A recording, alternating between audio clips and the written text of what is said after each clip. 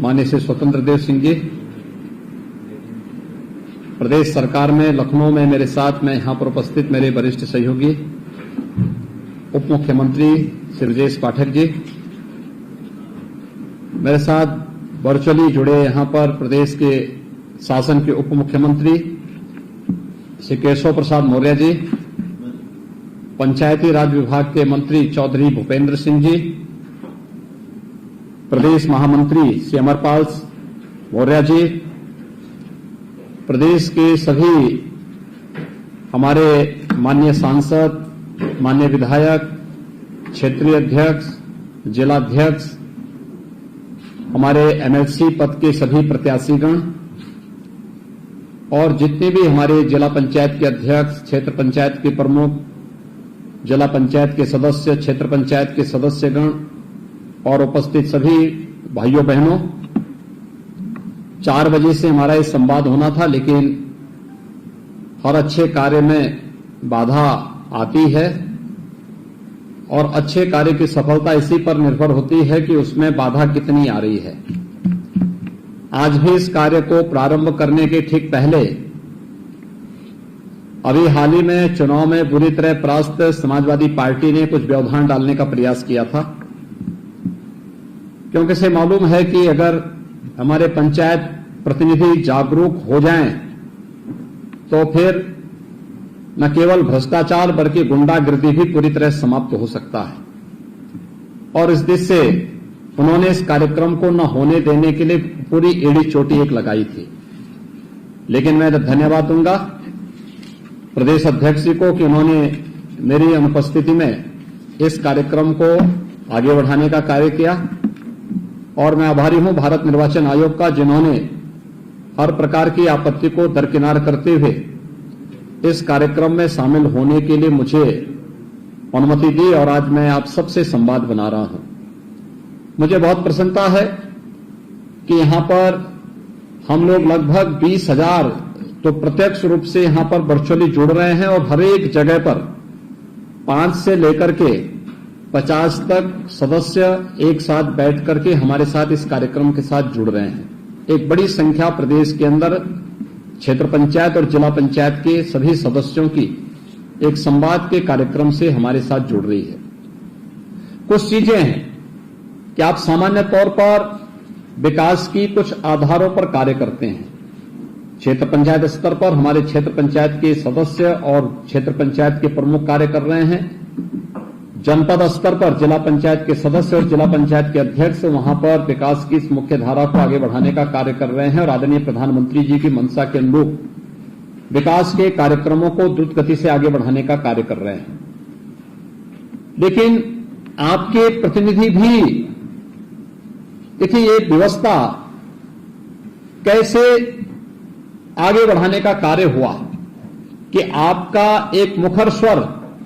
विधानसभा में भी गूंजता हुआ दिखाई दे, विधान परिषद में गूंजता हुआ दिखाई दे, प्रदेश की उच्च सदन में गूंजता हुआ दिखाई दे। इसके लिए 36 ऐसे सदस्य पूरे प्रदेश के अंदर चुने जाते हैं और प्रदेश के अंदर चुने जाने वाले इन 36 सदस्यों में से आज मुझे बताते हुए प्रसन्नता है, मैं धन्यवाद दूंगा उन सभी क्षेत्रों के मतदाताओं को जिन्होंने हमारे 36 में से 9 यानी 25% सदस्य निर्विरोध चुन करके पहले भेज दिए हैं। 9 निर्विरोध चुन करके चले गए हैं। जो निर्विरोध चुने गए हैं, मैं वहां के सभी मतदाताओं को और निर्वाचित जो हमारे सदस्य हैं उनको मैं हृदय से अभिनंदन करता हूं, उनका धन्यवाद भी ज्ञापित करता हूं। बाकी जो 27 सीटों पर चुनाव हो रहे हैं, इस 27 सीटों के चुनाव के लिए आज आपसे संवाद बनाने का एक अवसर मुझे हमारे दोनों उप मुख्यमंत्री और प्रदेश अध्यक्ष जी को प्राप्त हो रहा है। मैंने आप सबसे मेरा यही अनुरोध है, आप में से बहुत सारे लोग होंगे जो पहली बार क्षेत्र पंचायत और जिला पंचायत के साथ जुड़े होंगे। कुछ ऐसे भी होंगे जिन्होंने एक लंबे समय तक इस व्यवस्था के साथ जुड़ करके समाज सेवा के कार्यक्रम को आगे बढ़ाया होगा। लेकिन पहली बार आपको ये देखने को मिला होगा कि बिना भेदभाव के, बिना किसी हस्तक्षेप के आपके कार्यक्रमों को आगे बढ़ाने में सरकार ने मदद की। कोई भेदभाव आपके साथ नहीं किया, किसी भी प्रकार का कोई भी प्रताड़ना आपकी नहीं की, कोई शोषण नहीं होने दिया और एक व्यवस्था बनाने का काम किया। बल्कि हमारी सरकार ने पहले कार्यकाल में क्षेत्र पंचायत में, ग्राम पंचायत में, जिला पंचायत में कुछ मूलभूत सुधारों को आगे बढ़ाते हुए ये ध्यान दिया कि कैसे हम अपने सदस्यों के सम्मान की रक्षा करते हुए उनके कार्यों को और भी तेजी के साथ आगे बढ़ाने का कार्य कर सकते हैं। और खासतौर पर अगर इस मामले में हम देखते हैं तो पहली बार क्षेत्र पंचायत सदस्यों को एक निश्चित बैठक भत्ता देने की कार्रवाई प्रारंभ हुई। क्षेत्र पंचायत प्रमुख को एक निश्चित मानदेय देने की कार्रवाई प्रारंभ हुई। जिला पंचायत के सदस्यों के लिए भी और जिला पंचायत के अध्यक्ष के लिए भी यह व्यवस्था बनाई गई। और यही नहीं, जनता के द्वारा चुने गए इन जनप्रतिनिधियों को सुरक्षा बीमा का कवर देने का काम भी पहली बार हुआ है। सरकार ने इस मंशा को बहुत स्पष्ट किया है कि क्षेत्र पंचायत को हम लोग मनरेगा से अधिक उनके साथ हम उनको उन कार्यों के साथ जोड़ सकें, इसका अधिकार भी हम इनको देने की कार्रवाई आगे बढ़ चुकी है। और इसीलिए जो सरकार आपके माध्यम से विकास को प्राथमिक रूप से आगे बढ़ा करके विकास की जो महत्वपूर्ण धुरी होती है, ग्राम पंचायत, क्षेत्र पंचायत, जिला पंचायत, यहां से चुने गए जनप्रतिनिधियों को सम्मानजनक ढंग से आगे बढ़ने के लिए प्रेरित कर रही हो, प्रोत्साहित कर रही हो, उनके साथ मिलकर के कार्यक्रम को आगे बढ़ा रही हो, मुझे लगता है उससे जुड़े हुए जनप्रतिनिधि जब आगे बढ़ेंगे तो न केवल विकास होगा बल्कि उस विकास का श्रेय आपको भी मिलता हुआ दिखाई देगा। और इसीलिए मैं आप सबसे मेरा अनुरोध होगा, भारतीय जनता पार्टी ने इन सभी 27 सीटों पर स्वयं अपने प्रत्याशी खड़े किए हैं और भारतीय जनता पार्टी के सभी प्रत्याशी जो शेष 27 सीटों पर जिनके बारे में भी प्रदेश अध्यक्ष ने अभी आपके सामने कहा है, वे सभी प्रत्याशी आपके बीच में, वे सभी पूरे प्रदेश के अंदर अपनी अपनी सीटों पर प्रचार कार्य कर रहे हैं। मेरा आप सबसे अनुरोध होगा कि देखिए, प्रदेश में भारतीय जनता पार्टी नेतृत्व की एक लोकप्रिय सरकार का गठन हो चुका है। प्रदेश की जनता ने, जिसमें आप सभी भी उसमें एक मतदाता थे, भारतीय जनता पार्टी को अपना आशीर्वाद दिया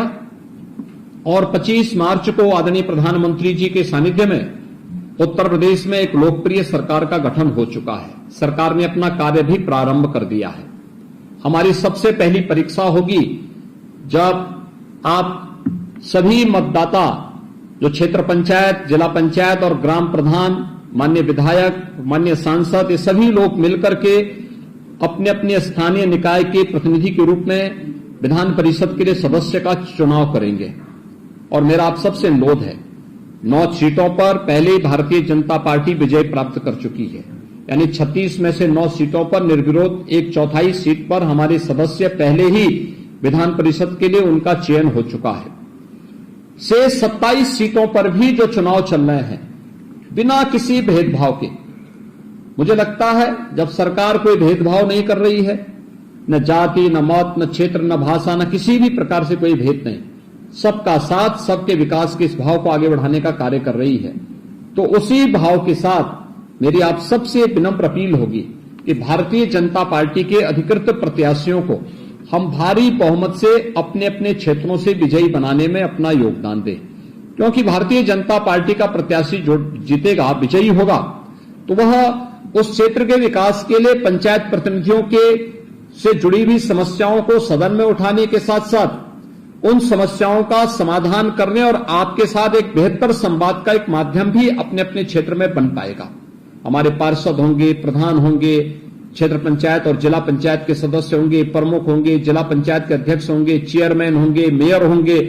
ये सभी के साथ संवाद बनाने का एक बेहतर माध्यम ये बनते हैं और वह आपकी बात को सदन में रखने का एक माध्यम और सरकार तक पहुंचाने का भी एक माध्यम बनेंगे।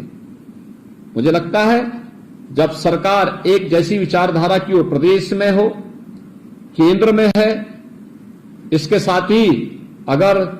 क्षेत्र पंचायत और जिला पंचायत में भी ज्यादातर में भारतीय जनता पार्टी के ही हमारे ब्लॉक प्रमुख और जिला पंचायत के अध्यक्ष बने हैं, तो क्षेत्र पंचायत के सदस्य भी और जिला पंचायत के मान्य सदस्य भी ज्यादातर हमारे साथ में हैं, ग्राम प्रधान भी हमारे साथ में हैं। तो आपके द्वारा चुने गए प्रतिनिधि भी भारतीय जनता पार्टी के पक्ष से विधान परिषद में आए और विधान परिषद में आपके जनपद, आपके क्षेत्र, आपके उस पूरे समग्र विकास के लिए आपका एक प्रतिनिधि बनकर के प्रदेश सरकार के साथ संवाद बनाने के लिए आगे बढ़कर के काम कर सकने में अपना योगदान दे सकें। इसके लिए आप सबका आह्वान करने के लिए ही आज मैं आपके बीच में यहां पर आया हूं। मेरी आप सबसे अपील होगी कि 9 अप्रैल को चुनाव है और 9 अप्रैल को महाअष्टमी की तिथि भी है, तो मुझे लगता है कि उसमें हमारी पहली प्राथमिकता होनी चाहिए देवी मंदिर में हम दर्शन तब करें, पहले अपना मतदान करके फिर मां देवी भगवत जगदम्बा मां भगवती के दर्शन करने के लिए देवी मंदिर में जाकर के फिर वहां पर अपना पूजा अर्चना करें। उस दिन प्रदेश में 9 कन्याओं के पूजन का भी एक विशेष कार्यक्रम होता है, तो हम नवमी और अष्टमी के दिन इस कार्यक्रम की रस्म को भी संपन्न करने की कार्रवाई तत्परांत करें। तो मुझे लगता है कि लोकतंत्र के प्रति भी हमारी आस्था को पुष्ट करेगा और साथ साथ हमारी धार्मिक आस्था को भी यह मजबूती प्रदान करने में अपना योगदान देगा। 12 अप्रैल को इसके परिणाम सामने आएंगे और परिणाम में 36 में से 36 सीटें भारतीय जनता पार्टी विजयी होकर के जीते, इस लक्ष्य के साथ हमें आगे बढ़ना होगा और इसके लिए आप सबसे अपील करने के लिए ही मैं आज विशेष रूप से वर्चुअली आपके साथ जुड़ रहा हूं। मैं एक बार फिर से आप सभी को प्रदेश में एक लोकप्रिय सरकार के गठन में योगदान करने के लिए हृदय से धन्यवाद देता हूं और आप सबका आह्वान करूंगा कि सरकार को बहुत अच्छे ढंग से चलाने के लिए, देखिए आज के दिन पर उत्तर प्रदेश विधान परिषद में जब हम लोग 2017 में चुने गए थे तो हमारी संख्या मात्र 7-8 की थी, यानी 10 से कम, 100 में से 10 से कम हमारे सदस्य थे और कार्य में कितना व्यवधान पैदा होता था आपने देखा होगा। लेकिन आज विधान परिषद में भारतीय जनता पार्टी बहुमत के साथ में है और अगर ये 36 के 36 सीटें भारतीय जनता पार्टी जीत जाती है तो भारतीय जनता पार्टी और सहयोगियों की सीट विधान परिषद में 75 से 80 तक पहुंच जाएगी, यानी एक बड़ी संख्या हमारे पास होगी और प्रदेश के विकास के लिए विधानसभा में भी हमारे पास बहुमत और विधान परिषद में भी हमारे पास बहुमत होगा, तो कोई कार्य रुकेगा नहीं। लोक कल्याण का, प्रदेश के विकास के सभी कार्य को बहुत अच्छे ढंग से हम आगे बढ़ाने में हमें मदद मिल जाएगी और इसी के लिए आप सबसे अपील करने के लिए मैं आया हूं कि प्रदेश का विकास जिस तेजी के साथ आदरणीय प्रधानमंत्री जी के नेतृत्व में, उनके मार्गदर्शन में आगे बढ़ रहा है,